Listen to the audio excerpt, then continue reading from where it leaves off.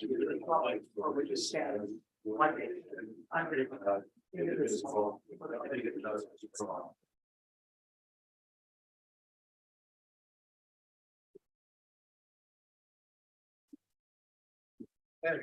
Thanks everyone for being here. We are down Diane this evening for the attendance.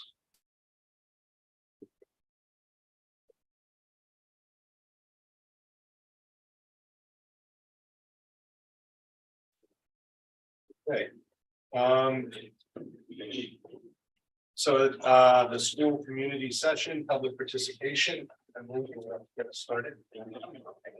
Good evening. The board welcomes public comment at our meetings in person or on Zoom. We ask if you would like to speak in person or on Zoom, you state your name, your address. And we do limit statements to 3 minutes. I will give you notice when your time is up. We're happy to hear from our community, but at a board meeting such as this evening, it should not be expected that the board or administration will respond. Public comment is not a time for discussion. If necessary, the member of the public will be contacted for further follow-up. Do we have any individuals in person who would like to speak tonight? Do we have anyone on Zoom? So, no. Okay, thank you. Okay. Thank you.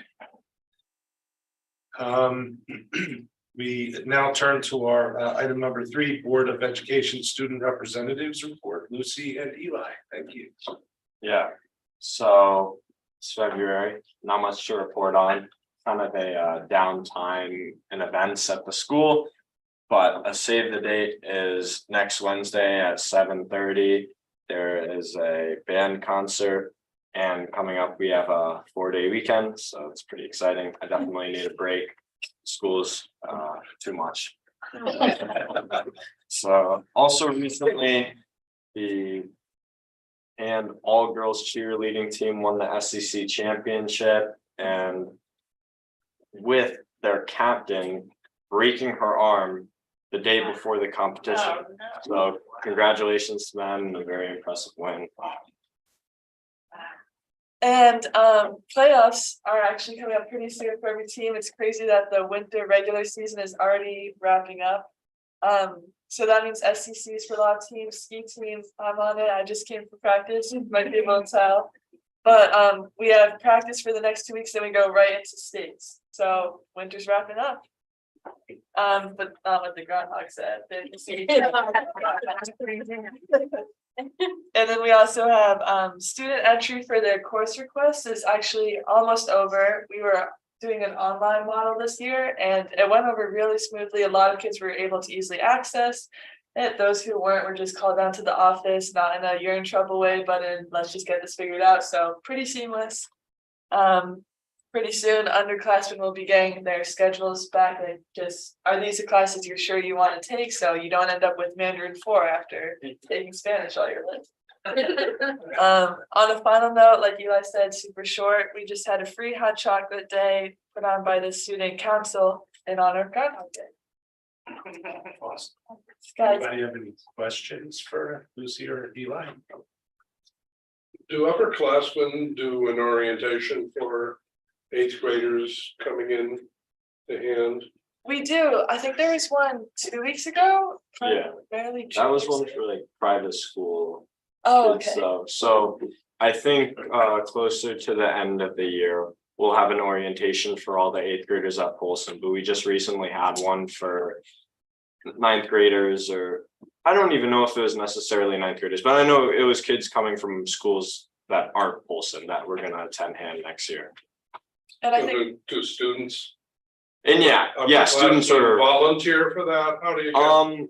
volunteer or you're asked. yeah, you can get asked to do it. Like I know last year it was the class officers of every grade were said, hey, you guys are getting kind of priority. You pick one other person that you think would do a good job giving tours, and you and that person would sign up together and give a tour to the 8th graders at Polson last year. So I'd assume that's how we're doing it this year.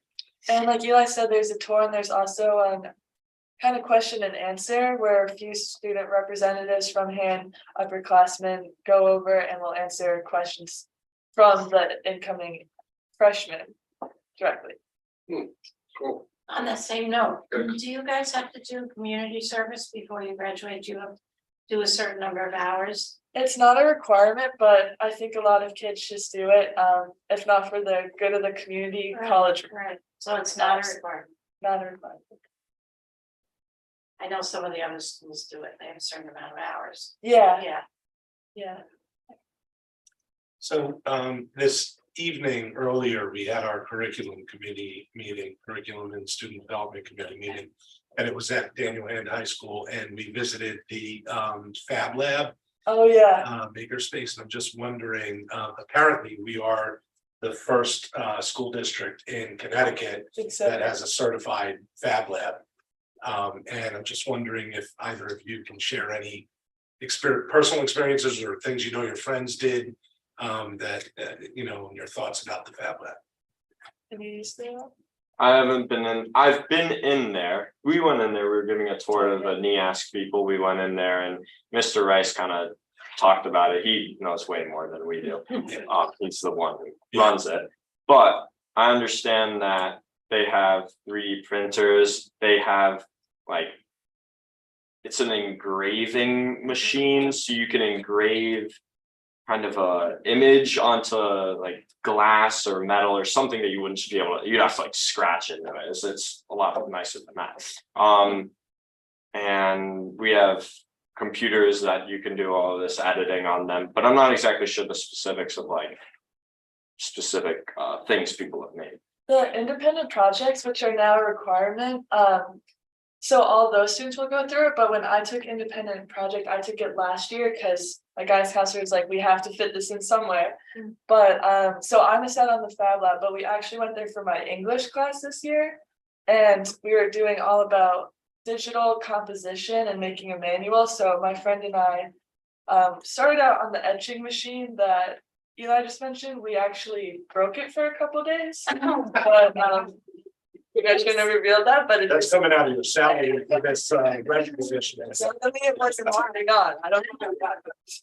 But so we then moved over to the wood carving machine. And that was really cool, pretty easy to use, no issue, break. no operator errors. So it's not us, it's what I'm doing.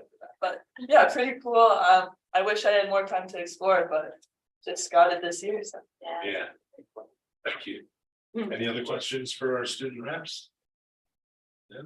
Thank you both very much. Thank you. Lucy, I'm sure this time of year, you don't have to share anything with us, but this time of year is very exciting for seniors, and I hope things are going well for you with whether you're looking to go to college and you're looking for acceptances and stuff. Good luck. Thank you. It's a waiting period Yeah. right now, just, which is almost harder than getting in the applications. Good luck with skiing. Good Thank luck. you. All right. You guys can go get some dinner. Thank you. See you. Thank you.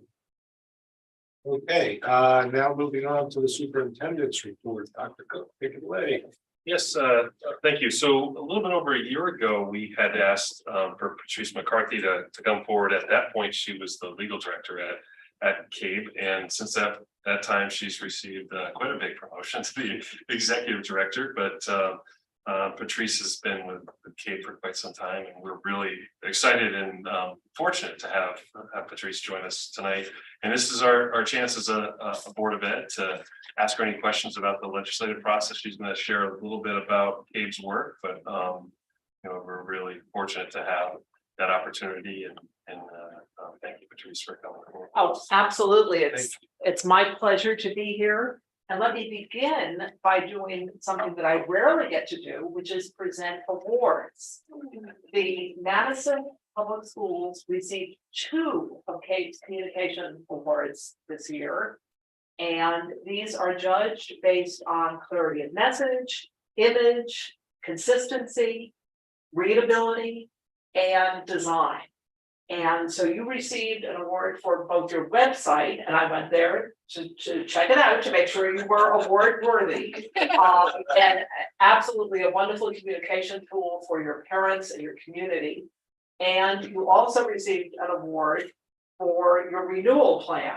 And I looked at that, I looked at the video, I looked at the slide deck, and again, a really thorough job of communicating. This award is very special because it was originally created in 1975. And in 2017, it was renamed as the Bonnie B. Carney Communications Award.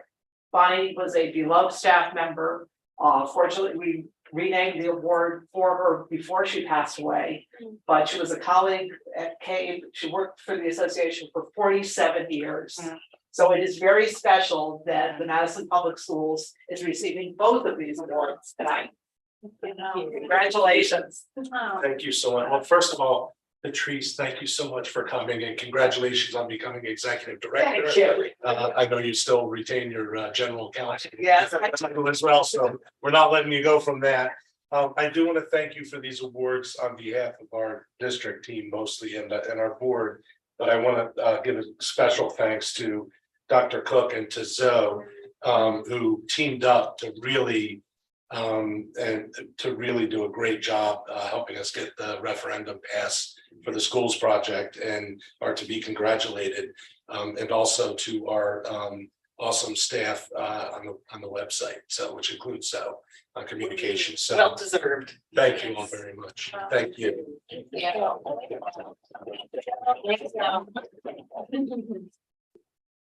So let me tell you a little bit about what's going on in Hartford. It's that exciting time of year. The governor will be giving his budget address tomorrow at noon. The preview seems to be that the preview is that the desire by many legislators to accelerate the ECS plan is not part of the deal that they have reached with the governor, but that doesn't mean that it won't still be a topic of conversation, because there certainly are influential legislators, including particularly the House Chair of the Education Committee, Jeff Curry, who remain very interested in that. A couple of key dates after the governor's budget comes out tomorrow. We will do a webinar next Tuesday, and you'll get an email about this. On February 14th, Valentine's Day, at 11:30, just to go over the highlights in the governor's budget. You'll also get written communication from us as part of advocacy highlights, but that's a chance for people to discuss any nuances that they may have questions about. The Appropriations Committee is holding their hearing on the education portion of the budget. They spread their hearings out over the course of about 2 weeks, doing different agencies each day. That's going to be February 23rd, and this is all on your list. We will be having Day on the Hill this year in person on March 8th, and we reformatted it. We will be at the Legislative Office Building just for the morning. People are certainly free to spend the entire day having a tour of the Capitol or whatever else. But we will also be able to do it without any cost to attendees this year. So we're excited about that. The Education Committee has until March 27th to report out bills, and the Appropriations Committee has until April 21st. And business must be concluded by midnight on June 7th. And the last weeks of any session in the biennial budget year are usually occupied with negotiations over the final components of the budget. So what are we looking at? We continue to press for removal of the cap on the special ed excess cost grant, because we know that impacts every district, and that's the most volatile portion in your budget. And there is certainly, I'm cautiously optimistic that we might make progress on that, particularly in light of the fact that the acceleration of the ECS is apparently off the table, at least as far as the current deal that legislative leaders have made with the governor. We also were, by legislation created in the 2022 session, CABE was asked to convene a working group to look at the professional development mandates. We had good success in making changes in 2017 with a group that included the teachers union, superintendents, principals, and CABE.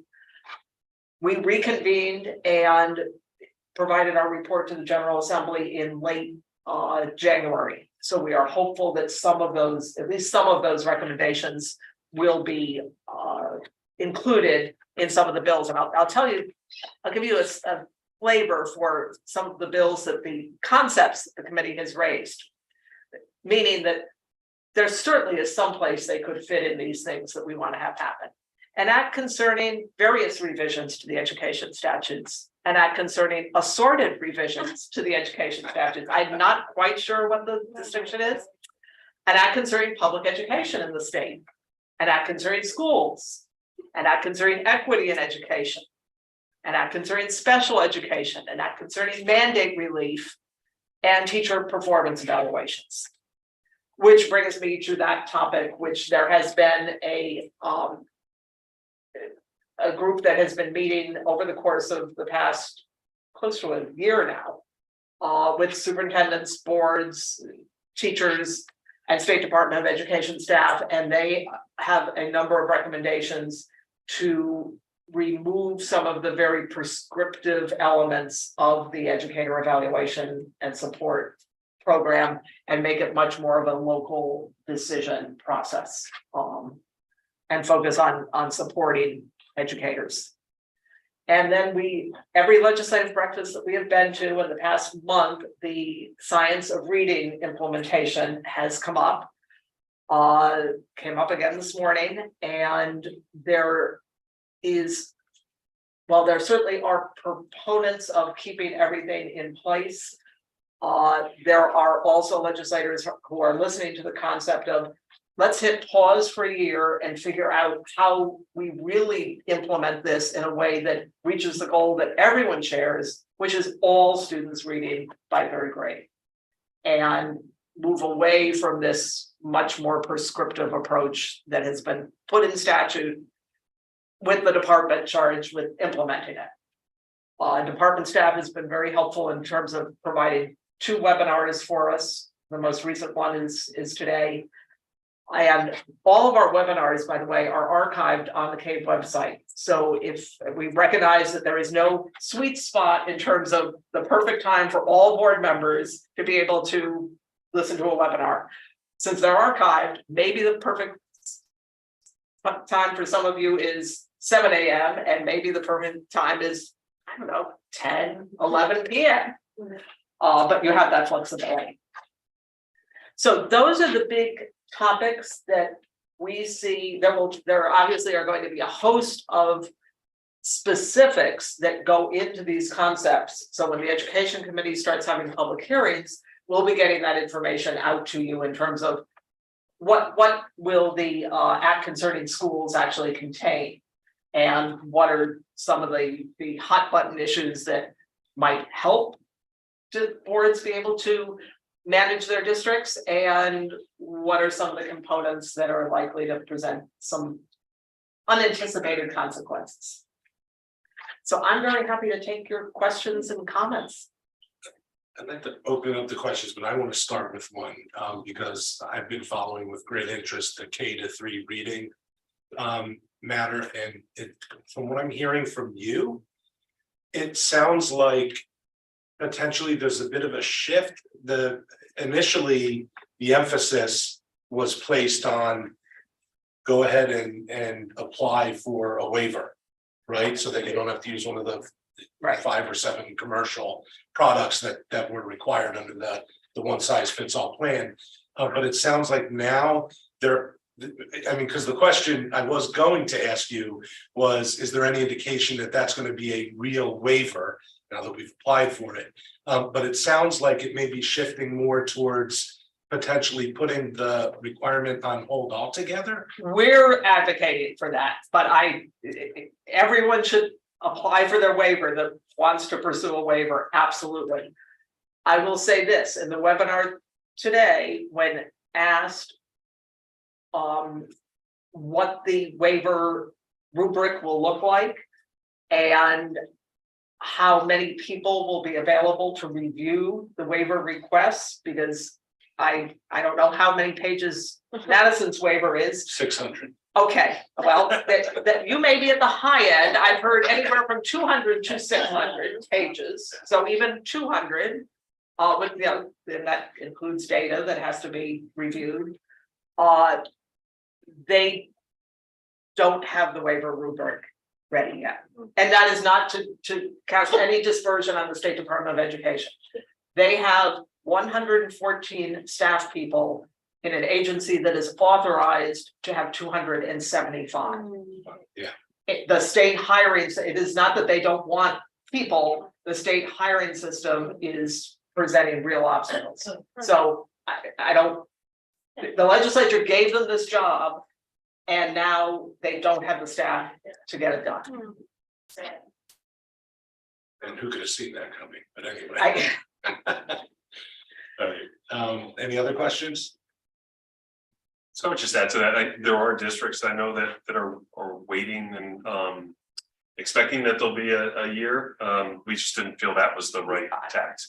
You know, we felt like that was, we support that if, you know, that's the result, but we also felt, I don't think Gail could have waited until we heard back from the legislator. No, or put the board in a position where we find out that the waiver, that the year didn't get approved. And now it's May and we got till July 1 to pick something. So I think, you know, we put our, you know, jumped in the water fully and expect to get the waiver, you know, at this point. But as painful as applying for the waiver is, it is absolutely the right decision because there certainly are legislators who are advocates for this needs to go into effect and it needs to go into effect immediately. So we will keep advocating for, because waiver, no waiver, there will be districts that if they selected a new program tomorrow that's on the approved list, they wouldn't have the resources or the time to do the professional development, which is what we are arguing to legislators. We want to do this right. We don't want to just do something that isn't going to achieve our shared goal of everyone's able to read. Any other questions for Patrice? Not any. Do not want to go ahead. Is there any educational material on the special education excess cost? I can definitely get you something. Do you want me to send it to Dr. Cook and he can share it with the whole board? That would be great. All right, Thank you. absolutely.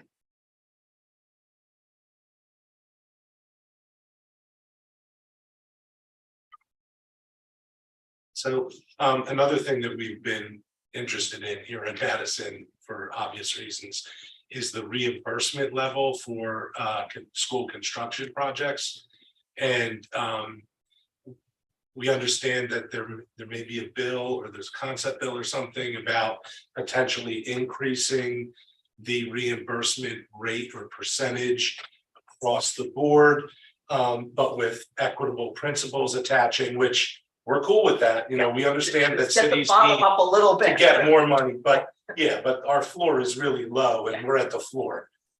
So if we could get a little bit of relief there, that would be tremendously helpful to our ongoing school renewals project. So what's going on with that? Well, that proposal does float during most legislative sessions.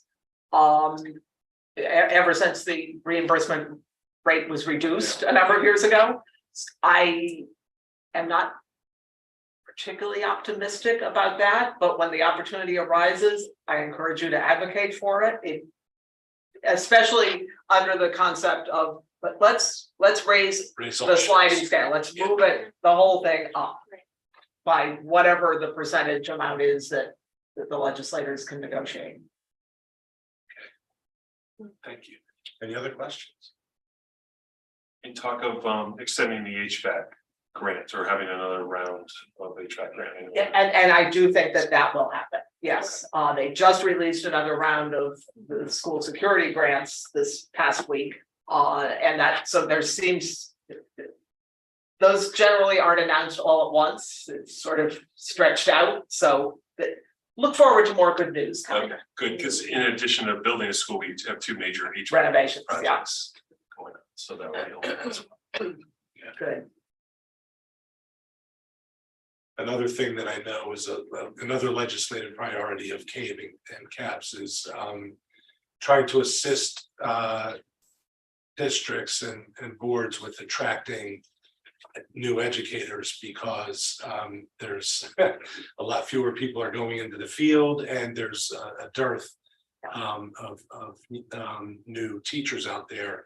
So I know that there have been different prescriptions for allowing people that don't have an advanced degree to teach or come in from a profession. There's also some stuff that's helpful in terms of minority teacher recruitment that would be helpful for a district like ours. Can you just talk a little bit about that? Sure. There are a number of those programs already in place, albeit small scale. And so, you know, it's a pipeline issue. And we've got to use all the different mechanisms available to build that pipeline back. Because all of the teacher prep programs report that the numbers of students enrolled in teacher prep as well as administrator prep programs is decreasing. So there are the programs of that particularly urban districts are taking advantage of, where paraprofessionals, for example, are given support to help them become certified. And that tends to work well for those urban districts, because if that para has been working in a given school and lives in the community, they're likely to stay there. So you're dealing with both the recruitment and the retention issue. I do think that I know that they are re-looking at the certification requirements. I expect that there might be some additional flexibility. Last year they did some flexibility around reciprocity for primarily New England states, and I don't know what the numbers are, whether that has helped anyone actually be able to recruit, but all those pieces continue to be something that both the State Department of Education as well as the legislature, we have their attention on those issues.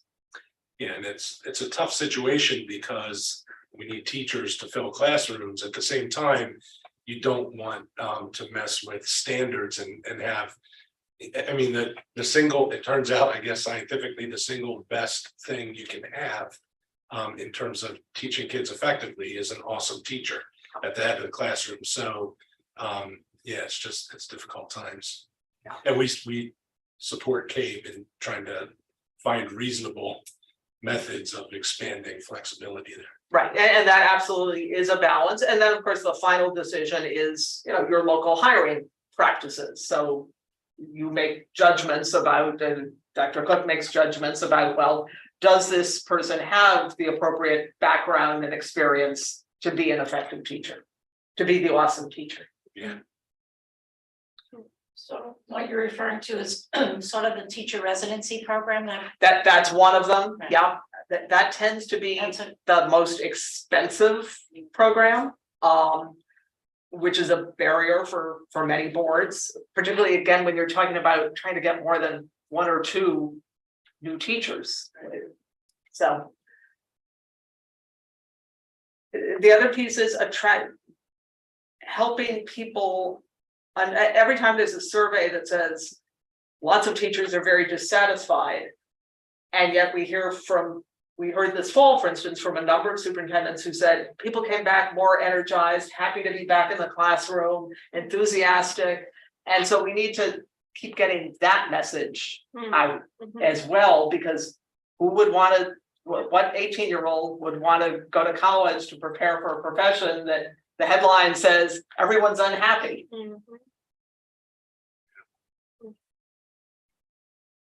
Any other questions? We greatly appreciate your time. Absolutely. A bunch of us were able to go to the CABE conference. I know. Caps, and hopefully again next year, and we're going to start attending again in larger numbers, because That's great. it's really helpful to all of our practice as board members. And also know that when there are things that you want to testify on, all of the public hearings are now available both to testify in person and by Zoom. And that has enabled, but just like your public comment here, that does enable more participation. So we've had, our first vice president was at his home office in Windsor, working all day, but also listening to the testimony. And he testified at about 7:30 on Friday night. But he didn't have to be sitting at the legislative office building, unable to do his work or attend to other things. So keep that in mind, that that is another way for you to communicate. And written testimony gets filed on every bill, so it doesn't just go into cyberspace. You can actually go and find your testimony if you submit it. So we go to Hartford without going to Hartford. Exactly. Patrice, thank you so much. Oh, you're welcome. Not just for the plaque. Thank you. But good evening. You too, thanks.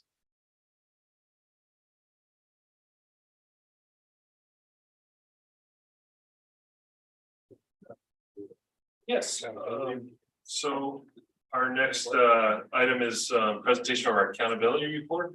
So the vast majority of items that make up this report you have received, you know, starting in the spring all the way through the summer and in fall. It's really somewhat unfortunate that we don't have this from the state until much later this year, but we have shared this information with the board.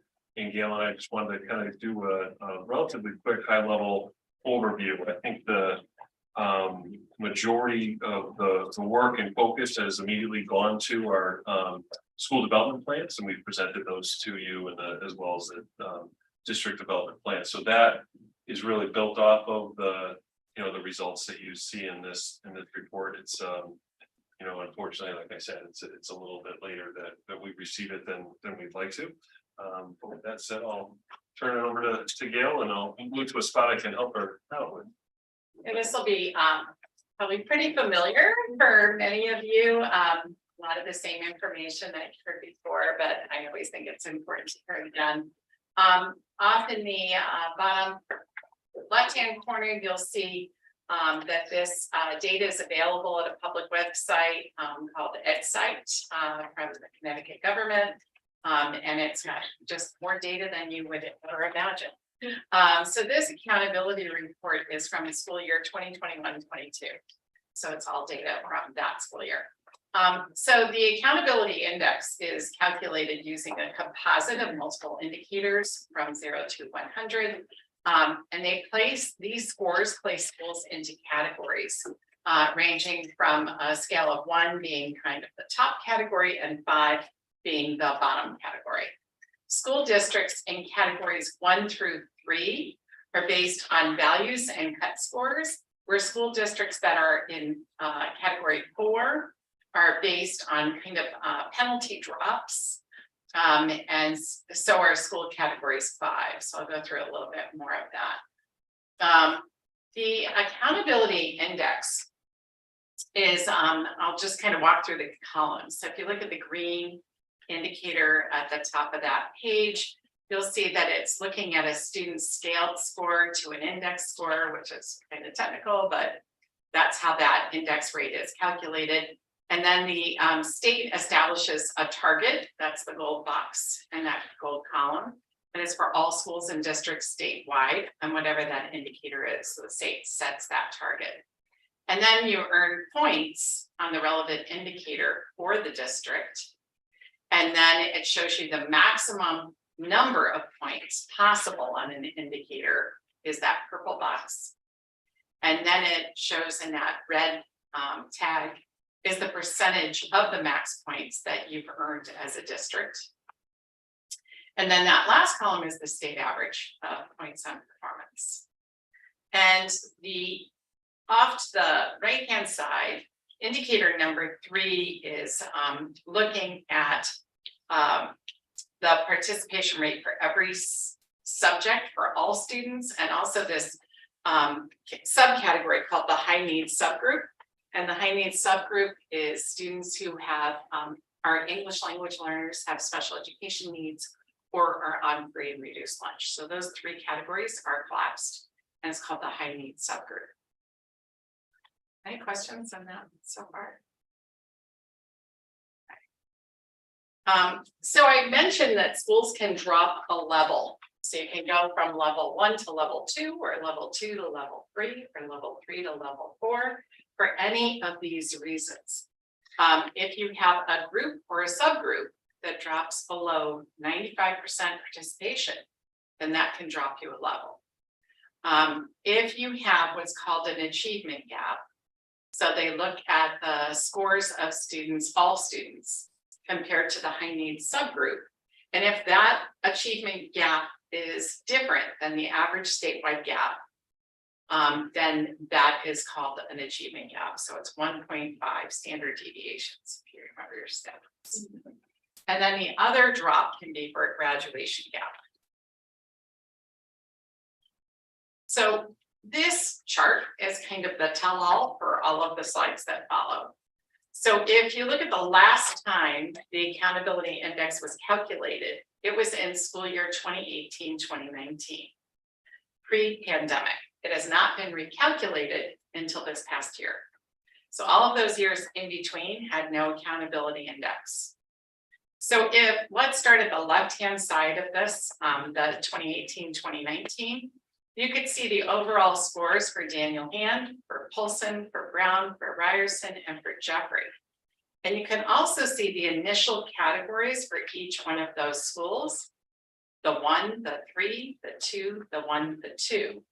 And then if you remember the slide before in the drop categories, some of those schools had a drop for those various reasons. So there is a drop from category 1 for Daniel Hand to a 2 because there was a gap between the high needs subgroups and the non-high needs and ELA, math, and science. And we also had a lower than 95% participation rate for high needs students. So that dropped us one level. However, there's a special category that is considered if you have 3 years of data that indicates that your subgroup category is in the lowest 10% of the state. That impacted both Polson and Brown to drop to what's called a level 4. So you have a couple of years to show growth in those categories, which has been a target of what we've been doing in the past couple of years. So now I'm going to kind of move us over. So hopefully the rest of that is self-explanatory. Ryerson was a school of distinction. It was in the top 10% for high performance. And Jeffrey remained a level 2. It had no drops. That was back in 2018, 2019. Roll forward to 2021-22. You will see that now we have 3 schools of distinction. Daniel Hand High School, Ryerson, and Jeffrey, which means that they are in the top 10% of high performance. And they had a participation rate that was over 95%. So they had no drop categories that influenced those. They were able to be schools of distinction. In terms of schools of distinction, with no drop categories, Daniel Hand's actually in the top 5 high schools of the state. There were 5 schools of distinction. There were 8 schools who were in the top in the state. However, 3 of them had a drop category, so they couldn't be considered a school of distinction. So there's only 5 schools of distinction. Jeffrey is number 1 in the state for its category in elementary, and Ryerson is number 3 in the state for the same category, elementary schools. Neither one of them were subject to drops. Now looking at Just to highlight one piece, I'm sorry, Jill, to jump in on Daniel Hand too, it's also the only high school of those 5 that has a subgroup of Yes. special needs students, as high needs students. So the other 4 were so small that they didn't have the full number of categories rated. So I think that's just an interesting distinction, that makes it even more important. Yeah, it's important to note that the subgroup population, that high need subgroup, has to be 20 students or more. So some years we have subgroup populations that are 20 or more, and some years we do not. The same is experienced in smaller districts around the state and smaller schools. So looking at the scores, I'm going to start there. If you look at the scores from 2018-2019 and you compare them to 2021-22, we have gone up across the board. Every single school has gone up in their overall score. And of course, we have 3 schools of distinction. We also have both Polson and Brown have had 1 year of credit to exit that level 4 category. And they need 2 years of credit to actually get back on the grid and considered a 1, 2, or 3. So this is an important year for us as a district, for Polson and Brown in particular, to get that second year of credit. So in fact, they're back to the 1 through 3 scale. If in fact they're not successful, then they would be considered a category, a level 5 school.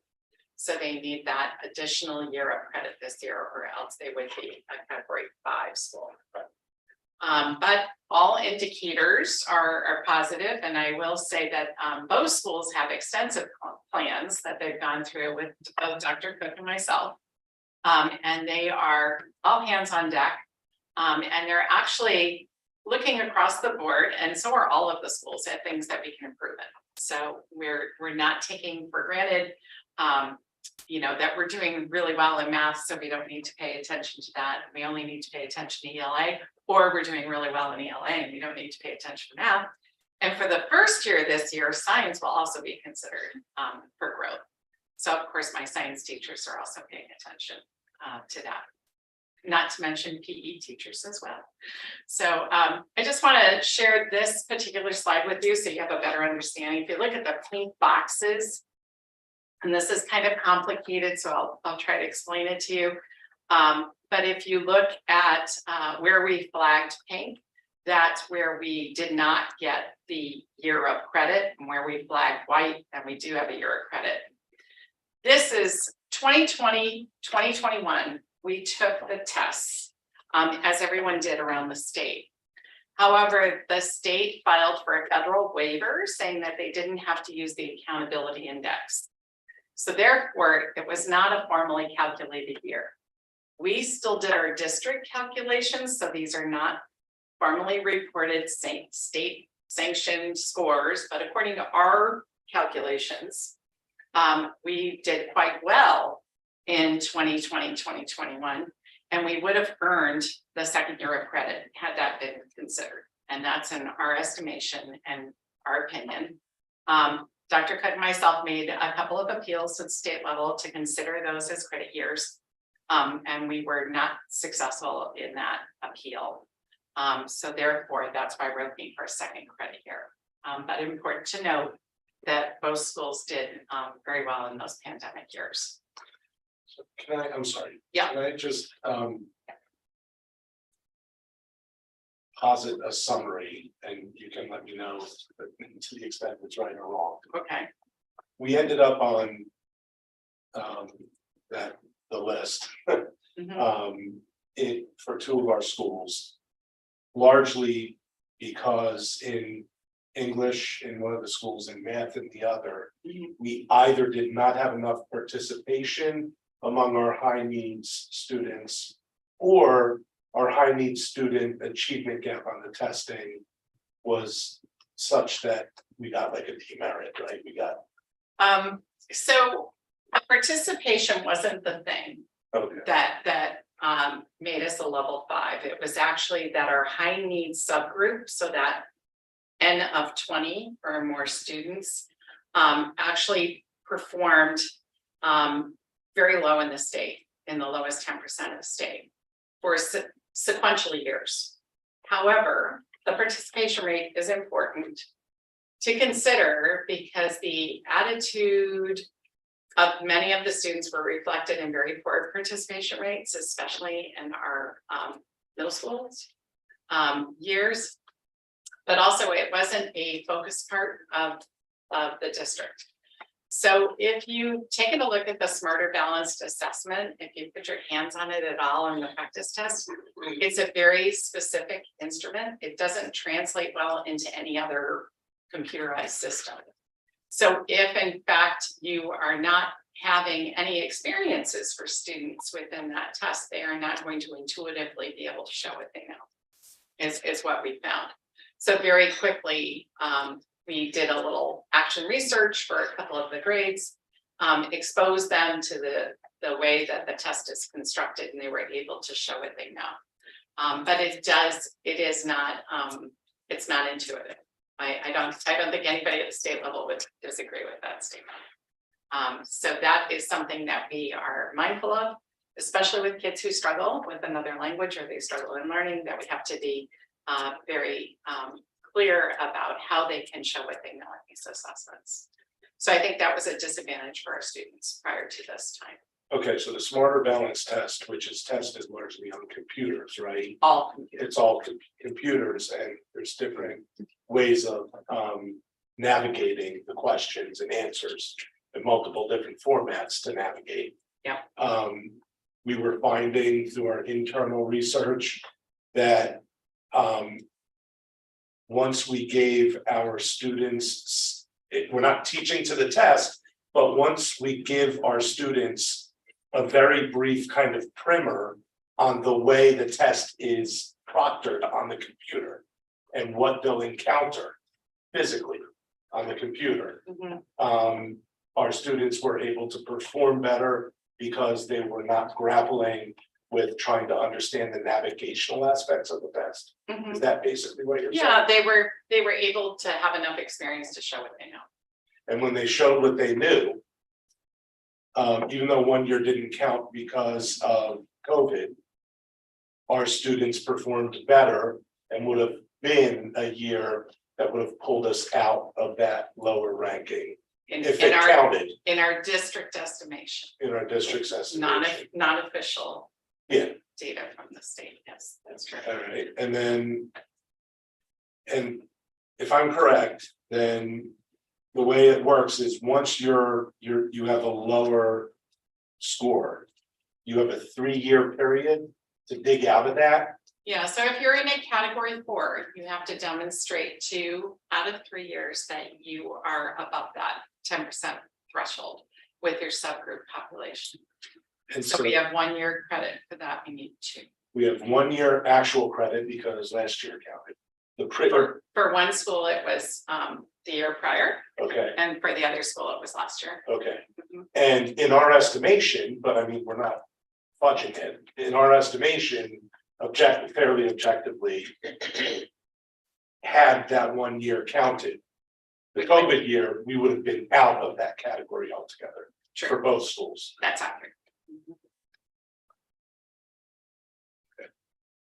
And regardless, we're still stuck in that category because of circumstances. But the district has been working hard to address those issues.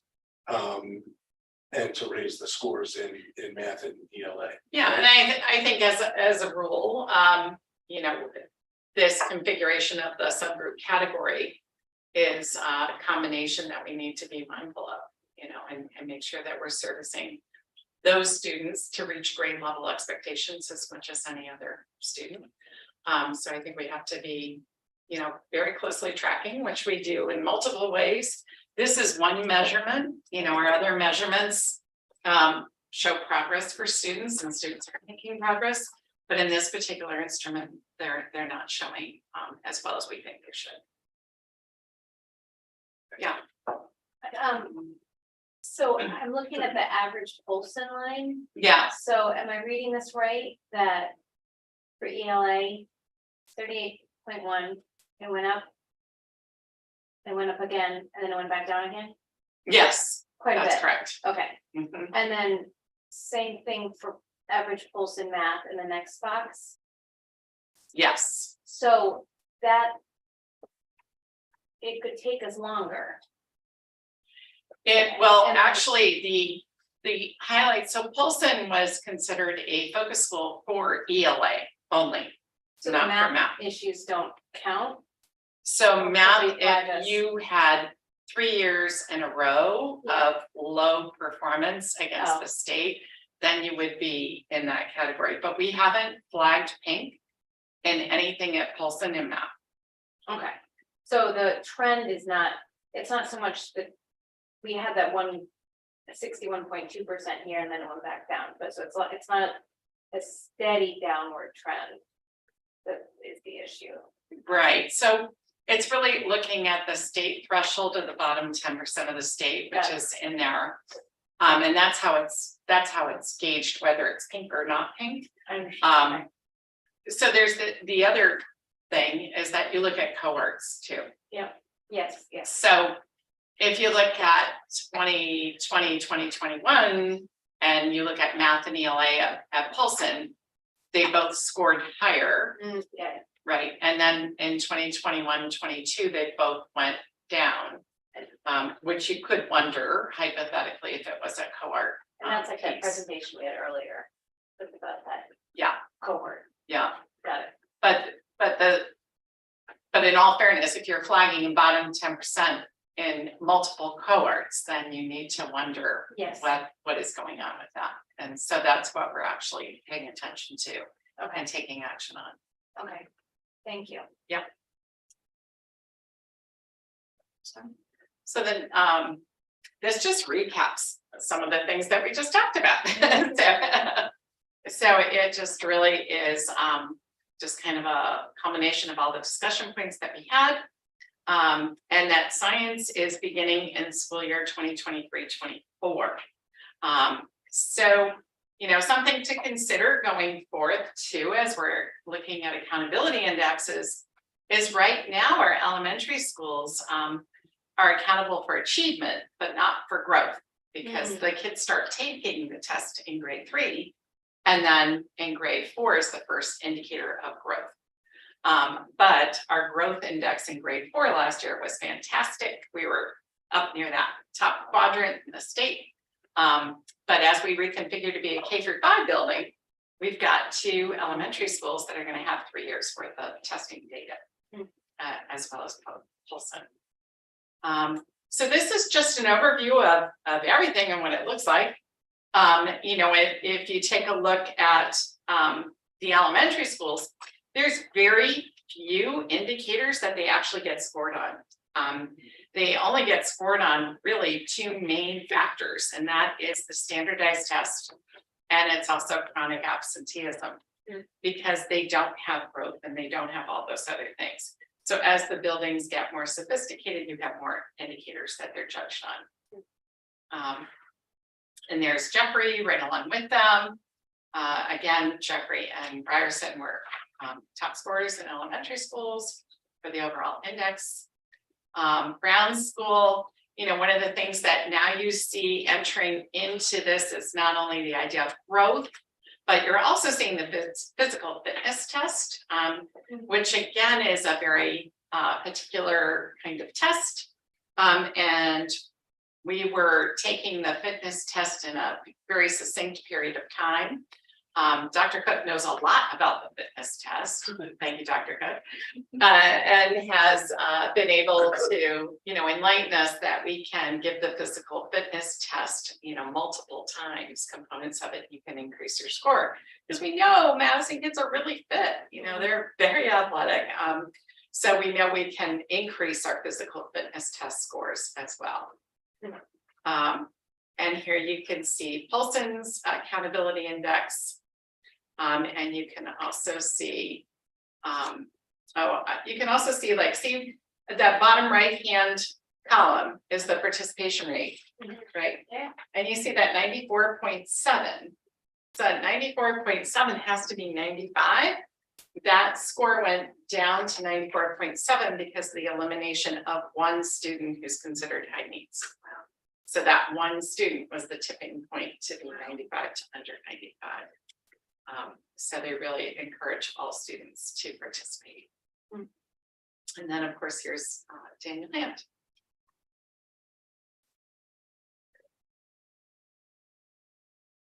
Any other questions that I can answer?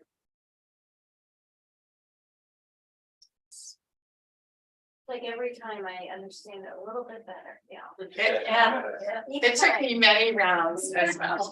I appreciate the updates. Actually, we had a moment where we went back to the 90-page guide to go with this, because we remembered one piece differently, Dr. Cook and myself, and they changed it between the guide. So the 2 guys, so we were both right. That made us feel better. But Gail had the old PowerPoint, and somewhere in the office, she brought it up, and I said, "No, that's not right." It was a funny conversation, and I'm sitting there with my guy and she's sitting there with her PowerPoint, and we're like, oh, it just doesn't match up, and we talked to the state and they said, oh, yeah, we changed that. But they don't boy. really share They a don't- whole lot. You have to read the 90-page guide. No, it's like, there's the word, there's the word that changed. One thing I'll share that all the schools are working on, but it has been a struggle, is attendance, and we're seeing that statewide as being a major issue. There has been a lot of illnesses this year. Yeah. You know, and I think that we will unfortunately probably see a increase in that when it's reported at the end of the year, but we track that, and you know, we do have strategies in place to work with families and things like that, but we've just seen, you know, a lot of illnesses that have kept us out. I also think people are being more prudent about, you know, as soon as their child is demonstrating some signs of being sick, Yeah. it's like, I'll keep you home until I'm sure. Oh, Let's test, you know, so I think, Which we appreciate, and we don't give 100%. a different message that I think we used to. yes, yeah. You know, when I was in school, it was like, you know, you go to school, guys. John, 100%, you know, attendance records, things like that, but we do that, but we also look for, you know, if a student, there's a pattern or something like that, and making sure there's understanding of the importance of being there every day. Yeah. You can't be. things like Yeah, that. and I think, I bet with the older kids too, it's, once you don't go to school for a while, Yeah, due to COVID and all that. Yes. It's hard to get hard to. back into, Habits, yes. yeah. Thank you. I just had a quick question.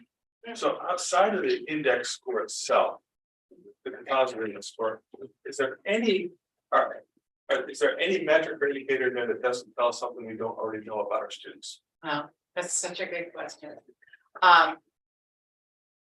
You know, quick answer to that is no. No.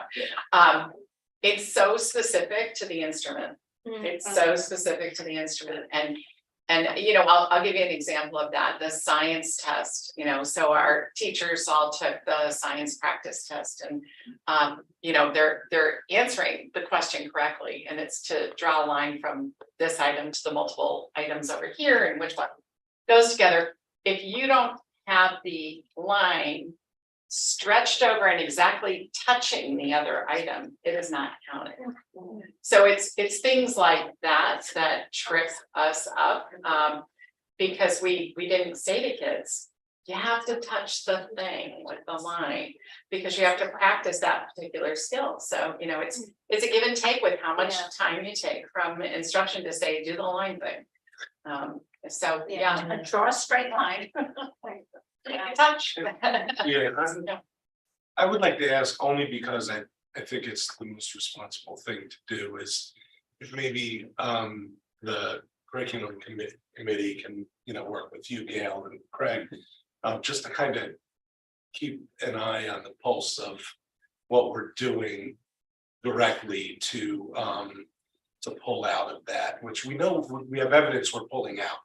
But we need it to be consistent, and we need, you know, to see as a board, I think it would be appreciated if we were able to see the actual steps that are being taken.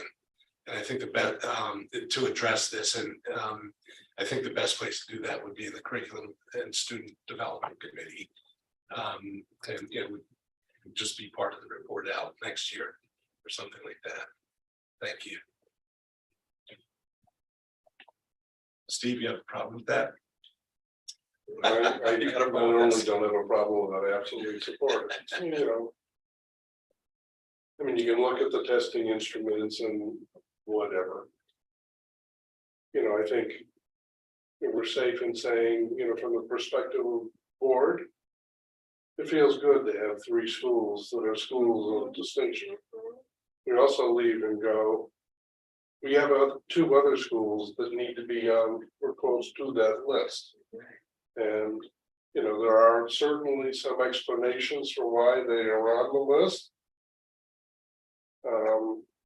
But, you know, I absolutely agree with you. I mean, I see it as part of the board's responsibility to represent the community and going, okay, let's make sure we as a board and as a school system are addressing that. I will say, you know, in my position on the curriculum committee. I have a high degree of confidence we're doing that, but I also agree.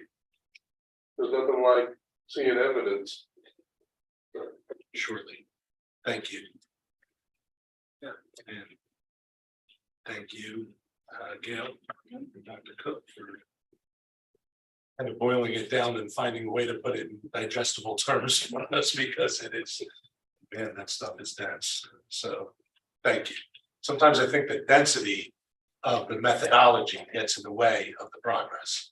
That's what it comes down to. I think Galen pointed that out well. Thank you. I think that will be a good step too, and I will say if there was something we felt like through the budget process that we needed to do that work, that we would have asked for, but we feel like the board has already given us all those tools to do that work.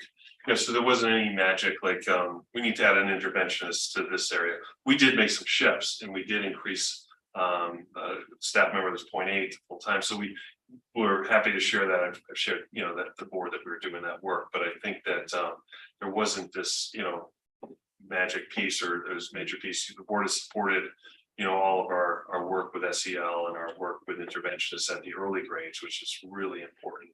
And so we appreciate that. Next year, you'll see that coming off the grant that we'll be looking for continuation of some of those items. But I just wanted to make that point that there was, you know, nothing, you know, that we saw that we absolutely needed to do budget wise, that we feel like we have the tools in place. So thank you. The board is always appreciative when you can find resolutions to things and methods that work that don't also cost money.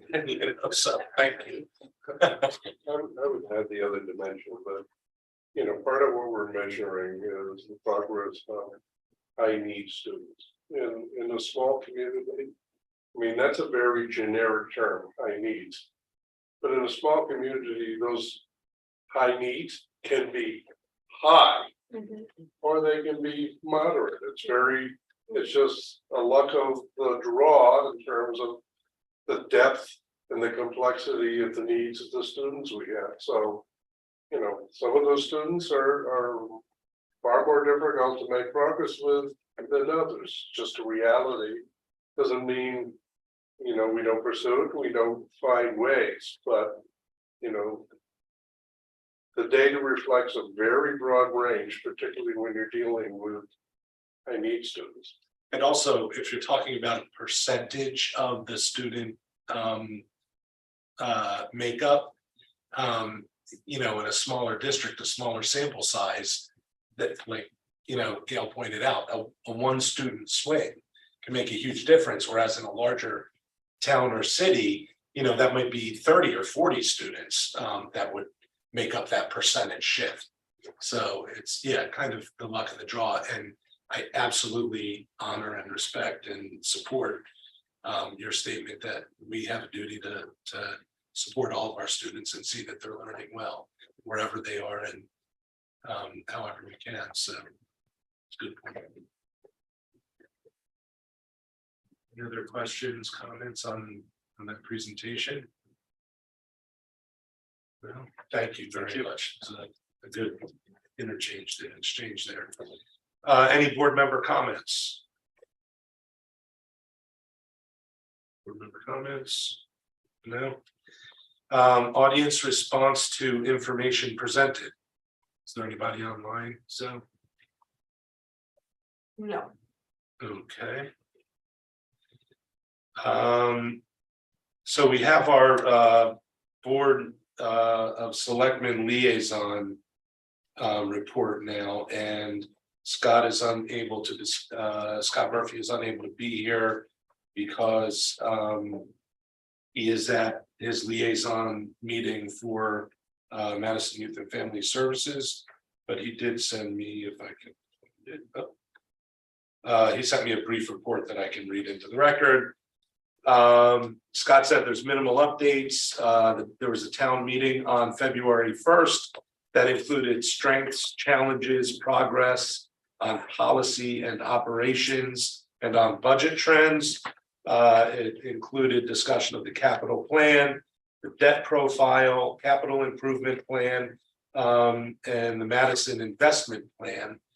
as well as the use of ARPA funds, grants, and there was a review of the status of some of our major projects going on, including the school building project and the academy school community center project. So that's all Scott wanted to report on. I thank him for forwarding me that. And next item is the consent agenda. So I need a motion to approve the consent agenda. So Emily, thank you. Second? Second. Galen? Any discussion about the consent agenda? I Yes. just, I'm looking at the line item transfers. I see there's transfers for custodial supplies, disposal and trash. Are those this due to what we've talked about in the past? Yes, so we're trending higher. Okay, so increased costs moving. All right, and those two items in particular. Okay, thank you. Any other questions or discussion? Seeing none, all in favor of approving the consent agenda, aye. All opposed, nay. Any abstentions? Motion carries 6-0. It's like 7-0, sorry. We're down 2 guys to me. All right.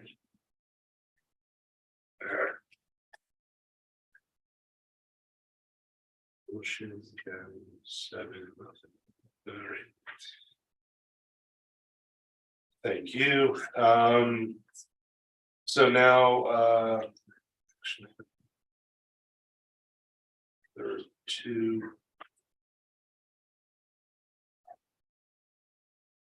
I'm sorry.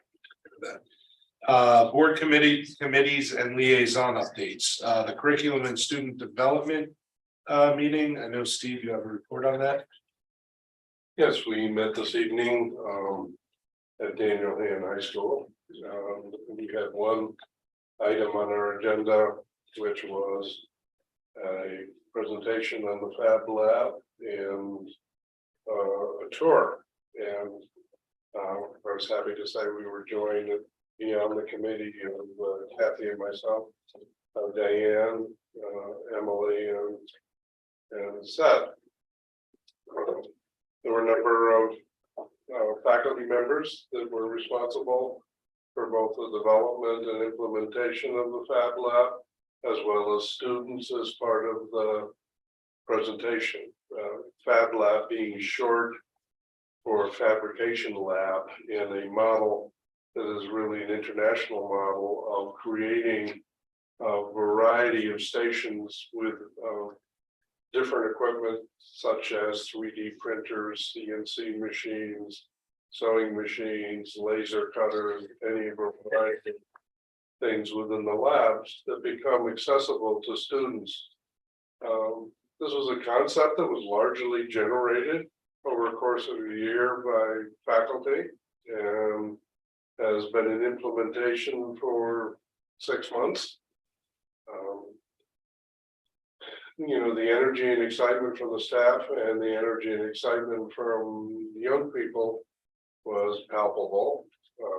Its primary function at this point in time is in support of the independent study projects. So students are certainly using it for that, but it was also very nice to see cross-curricular endeavors from other departments, science, English, and mathematics, teachers bringing their students and trying to find new and different ways for students to be able to find application. You know, the lab like this, and some of this is editorializing, but you know, it's exciting to see, and it's exciting to see the kids.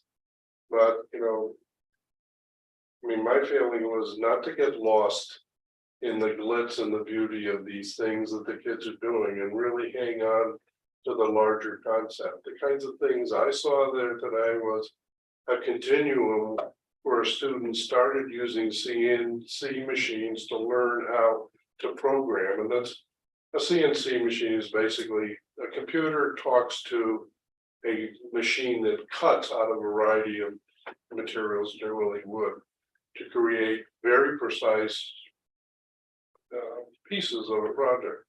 But to see a student go from being able to small boxes to then design a building architecturally, be able to plug that into a computer, to be able to have the CNC machine cut out the precise parts of this designed building, and then create a scale model. I mean, that kind of thinking and progression of being able to play with ideas has tremendous value. And I mean, you know, and obviously with all the discussions within the curriculum committee and in this room around 21st century skills, you know, it was very exciting to see.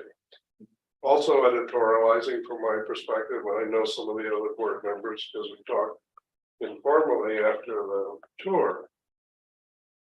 Just the idea of some kids going, I just like to come here and hang out and talk about ideas and see things that are possible.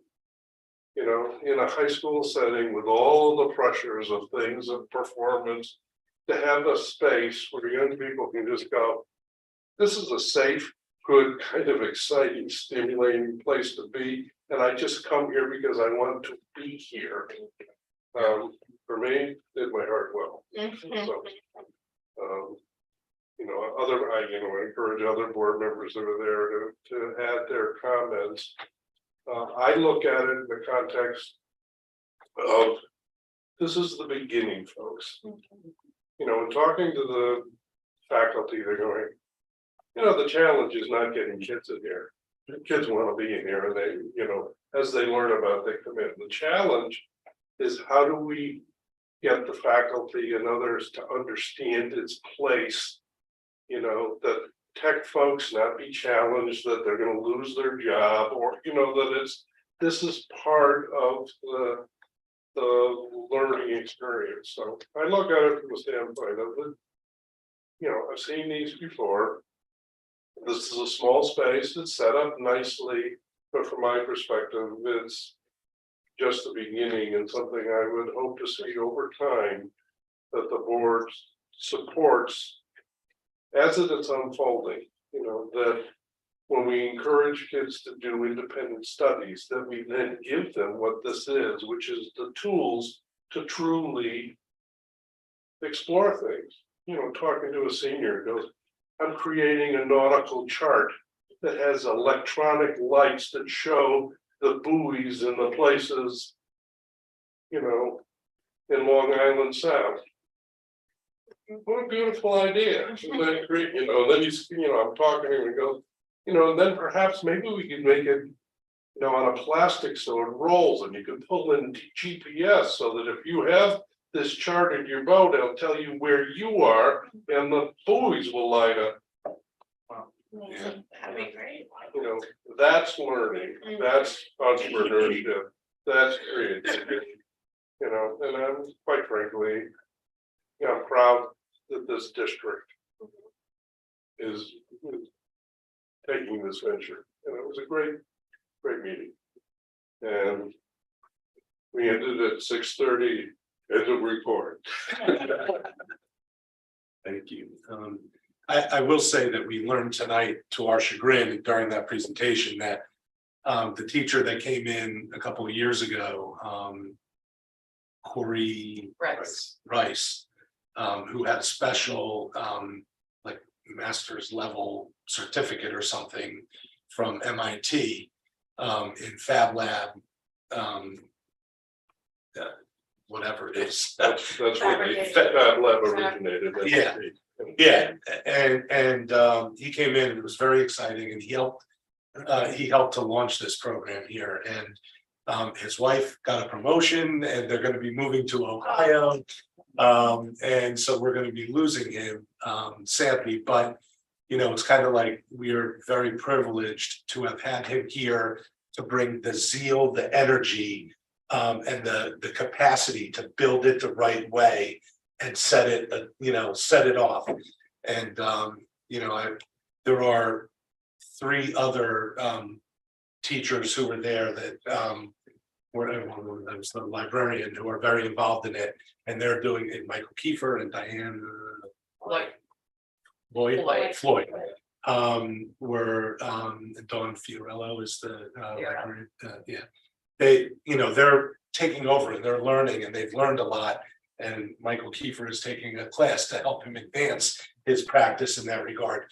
But we may, if we really want this to work, want to look at seeing if we can bring in another singular personality that is highly, certified or experienced in this type of thing that can relate to the kids, the students, the way that Corey has so far. And I wasn't there, so they have one of these teachers is on their free time, or how does it work? That they supervise, the.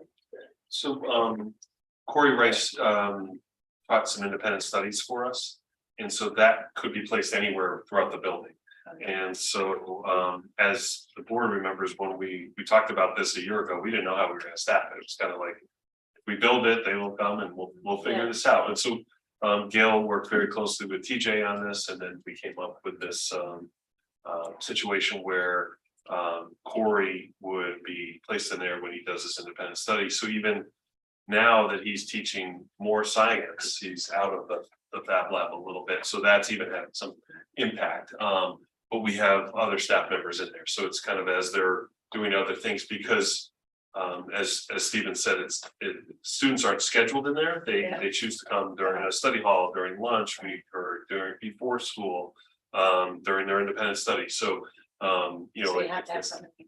Yeah, and so and you need somebody that really is comfortable with it, because if a student gets stuck, you need to help them get unstuck, and that happens. I mean, we heard that too, that machines would break for a day at a time, 2 days at a time. That's normal.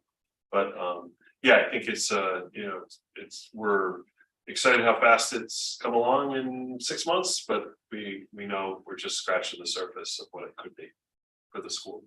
And we would like to be at Polson, so I think, that when students talk to us about that, how great it would be if I had this, 6th grade, 7th grade, 8th grade, how much farther along I'd be now as a junior. So yeah. And we also heard from a college student who said because of the Fab Lab, that he was so much more prepared. Yeah. And had to teach a little to the people who didn't know. He knew a little bit more than they did, so it was interesting. But we definitely need to think about supporting the work going forward by putting somebody who's like, that's their job. Somebody's there, right? That's their job, that they're there, and then they can help grow it in the other schools, Be so. available, but you need to have the time to go. Yeah, and I don't know if it needs to be somebody who needs to be hired in. I think that we can grow, I think that it's been grown. Or did a great job really, growing the team, and within the team, I think, fine. We just need to, but we need to, it needs to be somebody who's in there full time. Great. Any other questions or comments for Steve? It was really fun to be there. It was. Well, I'd say the more field trips, the better for us. Yeah. To hear from the students and to It's- see the teachers, it was really, it was all around. So Yeah, any I other agree. time we can do that for other reasons, I think it just enriches it for all of us. Yeah. It's one thing to hear about something. Yeah. To but experience be it there is and totally hear different. space and see it. Yeah, so cool. I agree. Thank you. All right, thank you, Steve. Facilities Committee, Emily. We have not met. We are going to have a brief meeting next Tuesday at 4:30 Zoom only. Okay. Yeah, you should have it up in the HVAC area, so that. Gonna have it on the roof. Yeah, it's a future. Of the HVAC. Love it. Let me rethink this. Well, Stay there's tuned. talk. Maybe not. Thank you. Any questions for Emily, comments? Thank you very much. Finance Committee, Galen.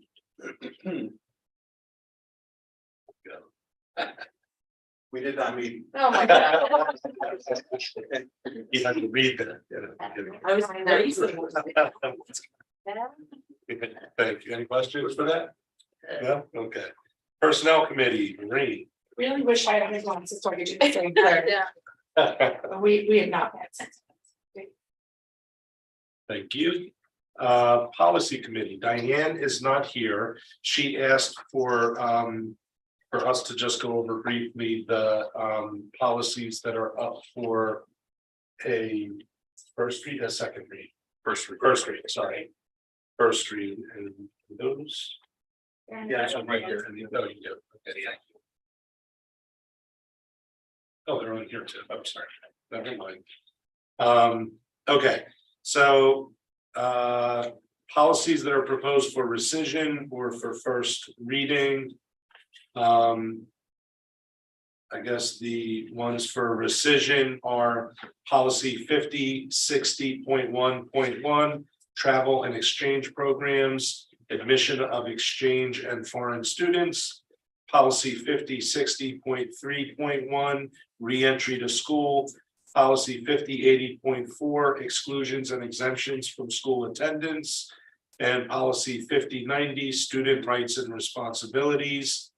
And then the list of policies that are on for a first reading are policy 5120.3.3, administration of student medications in the schools. Policy number 5120.3.4, management plan and guidelines for students with food allergies, glycogen storage disease and or diabetes. Policy number 5144.4, physical activity, unrestricted play and student discipline. And then policy 5200, Americans with Disabilities Act, section 504.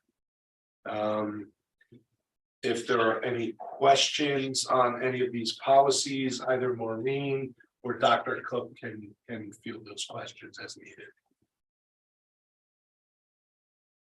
No questions? Okay, so we'll accept that as Diane's report. Thank you, Diane. Learn liaison, Mary Ann. There's a meeting Thursday. So we'll get an update next week. Yeah.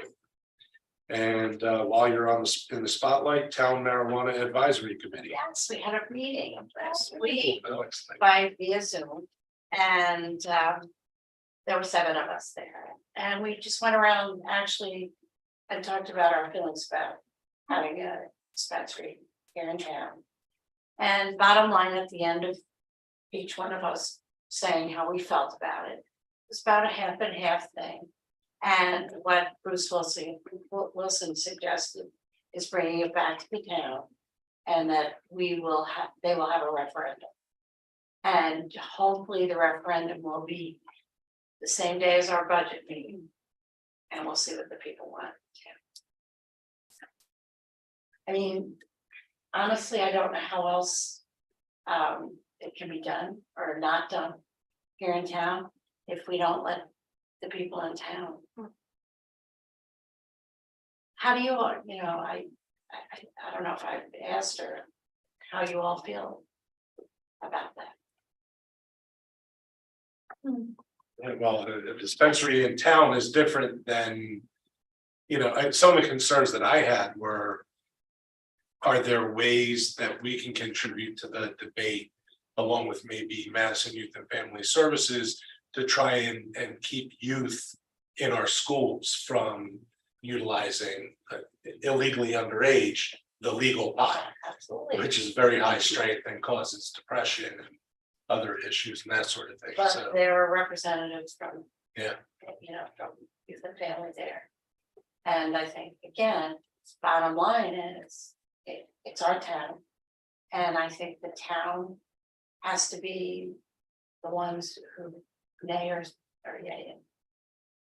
And I would hope that people would get involved. And I would hope that people would come to a referendum and put their feelings out there. Then when budget, it's really- but then when budget time comes, 11% of the people show up, so maybe putting it together with the budget will help. For us and I don't know how else, and I feel like, Bruce and the town really don't know how else to do this. Is that the only question that the committee is considering, is whether we should have a dispensary and zoning for a dispensary or not? Basically, well, we had a moratorium, so we weren't talking about it at all. Yeah. We know that it's legal, so now the next thing is farming, the next thing is a dispensary. And there are people on the board who think farming would be fine on the marijuana.